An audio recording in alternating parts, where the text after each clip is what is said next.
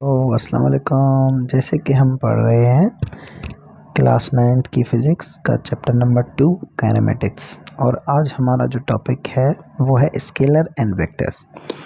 अब और स्टार्ट करते हैं। All physical quantities are divided into two types of the basic information required to describe them completely.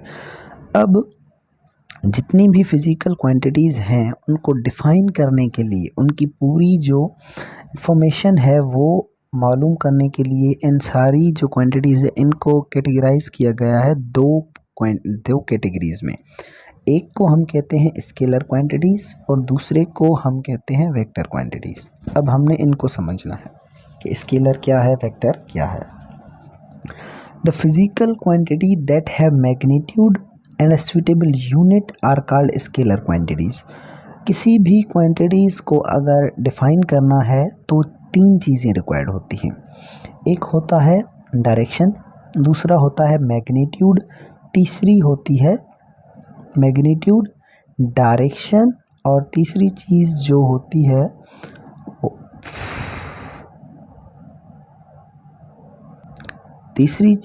होती है वो होता है यानी कि यूनिट, सुइटेबल यूनिट किसी भी क्वांटिटी का। जैसे कि मास होगा तो उसका किलोग्राम होगा, डिस्टेंस होगा तो उसका मीटर होगा।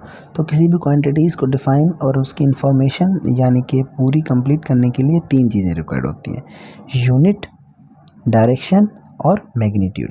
अब वो क्वांटिटीज़ जिसमें क्या हो, यूनिट हो और मैग्नीट्यूड हो, उसे हम कहते हैं स्केलर क्वांटिटीज़। यानी कि इनको डिफ़ाइन करने के लिए डायरेक्शन की ज़रूरत नहीं पड़ती, तो ऐसी क्वांटिटीज़ को हम कहते हैं ये हैं स्केलर क्वांटिटीज़। और दूसरी होती हैं वेक्टर क्वांटिटीज़।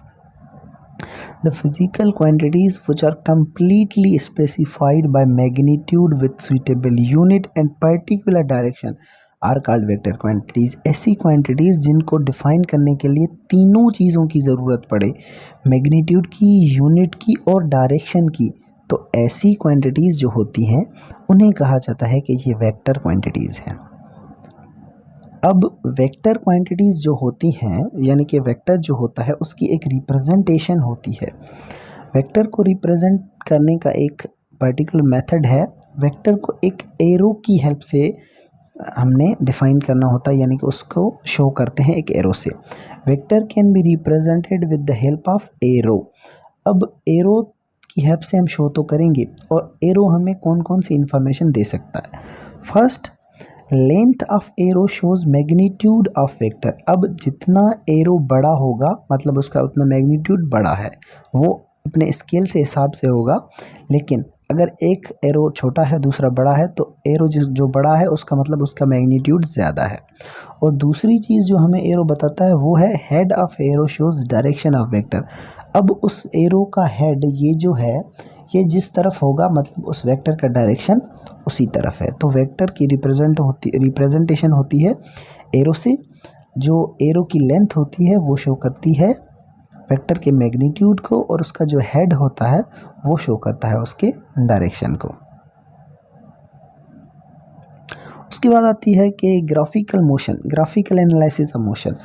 अब ये जो मोशन हम पढ़ कर आए हैं, वेलोसिटी, एक्सेलरेशन हो गई, हमारी स्पीड हो गई, इनको हम ग्राफ की हेल्प से भी यानी कि एनालाइज कर सकते हैं। ग्राफ से भी हम समझ सकते हैं कि कौन सी चीज़ है, ये क्या है। अब जैसे कि ये है distance time graph. Distance time graph मतलब डिस्टेंस डिवाइडेड बाय टाइम। तो ये हम पहले भी पढ़ के आए हैं, डिस्टेंस डिवाइडेड बाय टाइम क्या होता है, ये होती है एक्सेल यूनिफॉर्म यानी कि स्पीड होती है। डिस्टेंस और टाइम से करेंगे तो ये स्पीड प्रोड्यूस होगी।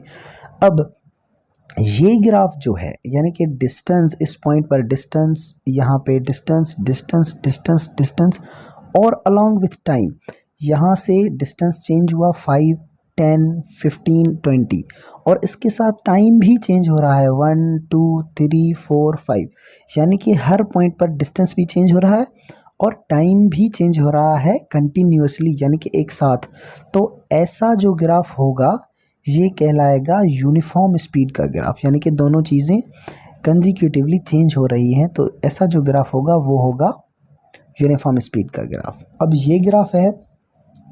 अब इसमें क्या है कि टाइम तो कंटिन्यूसली चेंज हो रहा है 1 2 3 4 5, लेकिन डिस्टेंस चेंज नहीं हो रहा। डिस्टेंस चेंज नहीं हो रहा तो स्पीड प्रोड्यूस होगी ही नहीं।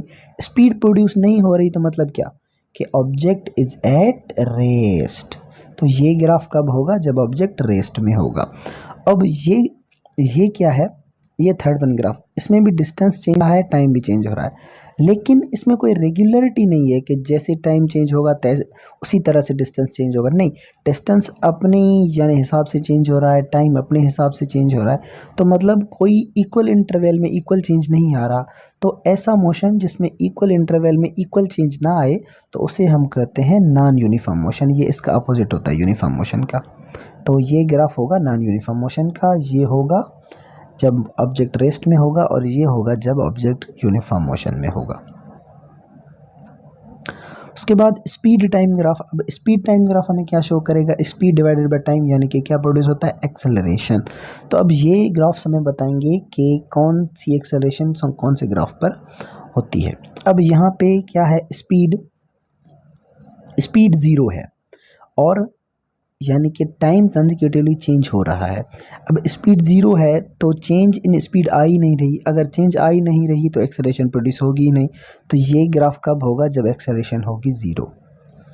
और ये यहाँ पे क्या है? स्पीड वही सेम, स्पीड और टाइम दोनों एक ही समान, यानी कि एक कंसेक्यूटिवली दोनों एक इक्वल इंटरवल में चेंज होते जा रहे हैं। तो ये जो ग्राफ होगा ये होगा यूनिफॉर्म एक्सेलरेशन का। अब यहाँ पे आ जाएं। अब यहाँ पे क्या है? स्पीड तो सेम है, स्पीड सेम है, लेकिन कंसेक्यूटिवली टाइम जो है वो चेंज होता जा रहा है। इसका मतलब क्या है कि स्पीड सेम है, यानी कि स्पीड में कोई चेंज नहीं आ रहा, मगर टाइम चेंज होता जा रहा है। तो यहाँ पर जो एक्सेलरेशन प्रोड्यूस होगी वो क्या होगी? वो भी 0 होगी। लेकिन एक इंटरेस्टिंग बात ये है कि ये एरिया होता है, ये एरिया, इस एरिया इस जो ये यानी कि कलर्ड वलर्ड जो भी एरिया है, इसका जो हम यानी एरिया निकालेंगे ना तो वो होगा क्या? टोटल डिस्टेंस ट्रेवल्ड, यानी कि जितना डिस्टेंस उस बॉडी ने ट्रेवल किया ना तो वो हमें मिल जाएगा इसके एरिया से। तो यहाँ पर हम आज के लेक्चर को पूरा करते हैं।